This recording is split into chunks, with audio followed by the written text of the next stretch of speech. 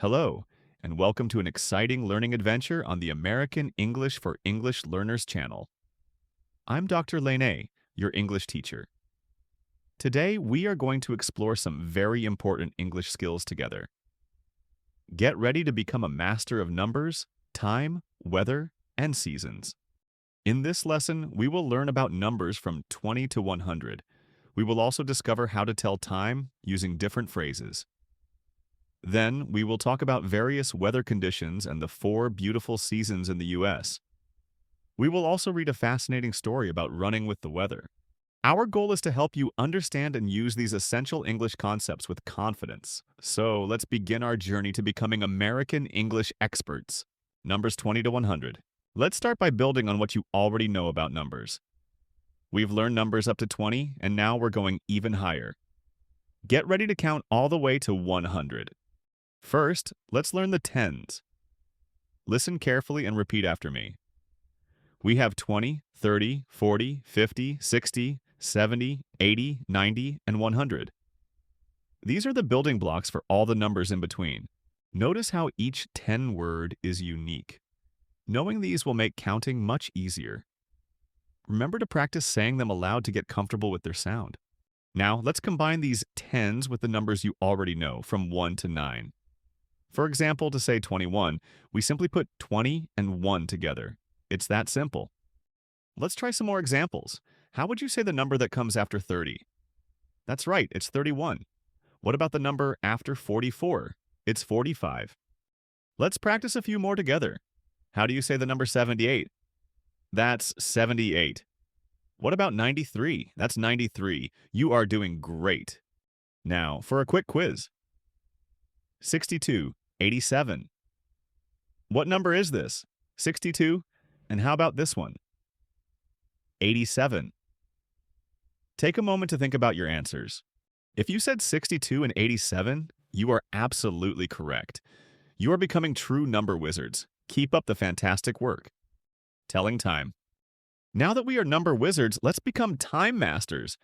Telling time is a very useful skill in English. We will learn how to read both analog and digital clocks. First, let's talk about a clock. We use a clock when the minute hand is exactly on the 12, meaning it's an exact hour. For example, if the big hand is on the 12 and the small hand is on the 1, we say it's 1 o'clock. Next, we use past for minutes after the hour. For example, if it's 2 o'clock and 10 minutes have passed, we say it's 10 past 2. We count the minutes from the 12. Then, we use 2 for minutes before the next hour. When the minute hand is past the 6, we start thinking about the next hour. For example, if it's 3 o'clock and 20 minutes are left until 4, we say it's 20 to 4.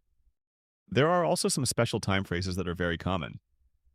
Quarter past means 15 minutes after the hour, so quarter past 2 is 2:15. Half past means 30 minutes after the hour, so half past 7 is 7:30. And quarter to means 15 minutes before the hour. So quarter to 10 is 9:45. Let's practice with some examples. How would you say 2:15 using our new phrases? That's right, it's quarter past 2. What about 7:30? That's half past 7. And how would you say 9:45? That's quarter to 10. You are doing an excellent job understanding these time phrases. Now, for a quick practice. What time is it if the clock shows 4 double zeros? And what about 1:30? Think about your answers. If you said it's 4 o'clock and it's half past 1, you are absolutely right. You are becoming amazing time masters. Keep practicing, and you'll be telling time like a native speaker in no time. Weather. Now, let's talk about something we experience every day, the weather. Learning weather vocabulary will help you describe what's happening outside. We have many different types of weather. Let's learn some common weather words. We have sunny, cloudy, rainy, snowy, windy, and stormy. Each word describes a different condition of the sky and air. When we talk about the weather, we usually start with "it is," followed by the weather condition.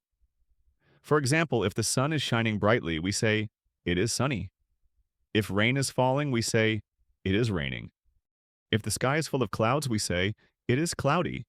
When snow is falling, we say, "it is snowy." If the wind is blowing strongly, we say, it is windy. And if there's thunder and lightning, we say, it is stormy. To ask about the weather, we usually say, what's the weather like today? And you can answer using the phrases we just learned. For example, it is sunny today. Let's practice. If you look outside and see many clouds, how would you answer the question, what's the weather like today? You would say, it is cloudy. What if you see rain falling? How would you answer? You would say, it is raining. You are doing great at describing the weather. The weather can be very different depending on where you are.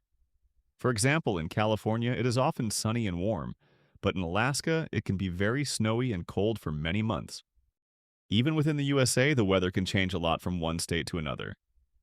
This is why it's important to know different weather words. You might experience all kinds of weather in different places. Remember these words and phrases, and you'll be able to talk about the weather with anyone. Keep observing the sky and practicing your new vocabulary. Seasons. Building on our weather knowledge, let's explore the 4 seasons. The USA experiences 4 distinct seasons, each with its own typical weather and activities. Knowing the seasons helps us understand the yearly cycle. The 4 seasons are spring, summer, autumn, and winter. In some places, autumn is also called fall. Both words are correct and commonly used. Let's talk about each season. Spring is usually from March to May. The weather starts to get warmer, flowers bloom, and trees grow new leaves. It's a time of new beginnings. Summer is from June to August. This is the warmest season. People often go to the beach, swim, and enjoy outdoor activities. The days are long and sunny. Autumn, or fall, is from September to November. The weather starts to get cooler and the leaves on the trees change color to beautiful reds, oranges, and yellows. It's a time for cozy sweaters and pumpkin picking. Winter is from December to February. This is the coldest season. In many parts of the USA, it snows and people enjoy activities like skiing and ice skating. The days are shorter and colder. Each season brings different weather and different things to do. Understanding the seasons helps us plan our activities and know what to expect from the weather. Now, for a quick quiz about the seasons and months. Which season has very warm weather and long days? And which months are typically in spring? If you said summer for the first question, you are correct. And if you said March, April, and May for spring, you are absolutely right. You are becoming a season expert. Wow, what an amazing learning journey we've had today. We covered so much important information. We started by mastering numbers from 20 to 100, becoming true number wizards. Then we learned how to tell time using a clock, past, to, and special phrases like quarter past and half past. You are now time masters. We also explored different weather conditions and how to describe them. Finally, we learned about the 4 beautiful seasons in the USA: spring, summer, autumn, and winter, along with their typical weather and months. You are now experts in describing the world around you. Remember, practice is key to becoming fluent. Keep practicing your numbers, telling time, and talking about the weather and seasons every day. The more you practice, the better you will become. Reading. Running with the weather. At 7:20 a.m. on a brisk March morning, 12-year-old Lily stood at the starting line with 20 determined runners. The park was alive with early spring energy, blooming cherry blossoms, birds chirping, and a cool breeze brushing the trees. Her goal?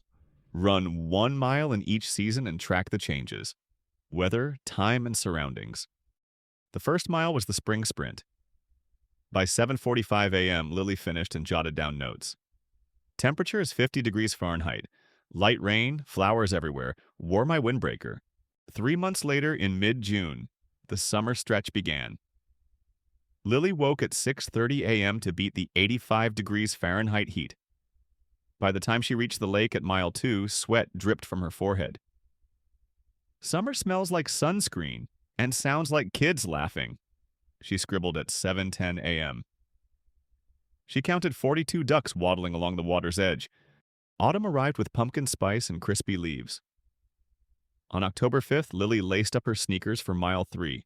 At 8 a.m., it was 60 degrees Fahrenheit and partly cloudy. The wind tosses leaves like red and gold confetti, she wrote. She passed 60 trees dropping their leaves like they were in a race of their own. Finally came the winter dash. It was 32 degrees Fahrenheit at 7:50 a.m. on January 10th. Snowflakes danced in the sky as Lily began her last mile. She wore 2 layers, a wool hat, and ran past 80 snowmen built by local kids over the weekend. By the time she crossed the finish line, it was 8:30 a.m. She sipped hot cocoa and marked her notes. Frosty air, peaceful silence, winter's magic. Later that night, her family gathered for dinner at 6 p.m. Lily shared her 4-season challenge journal and read aloud her favorite moment, seeing 100 stars glimmering in the clear winter sky. Thanks for watching. If you enjoyed this video, please subscribe so you can receive our fun learning videos. For books on American English, click the links below the channel's description. See you soon.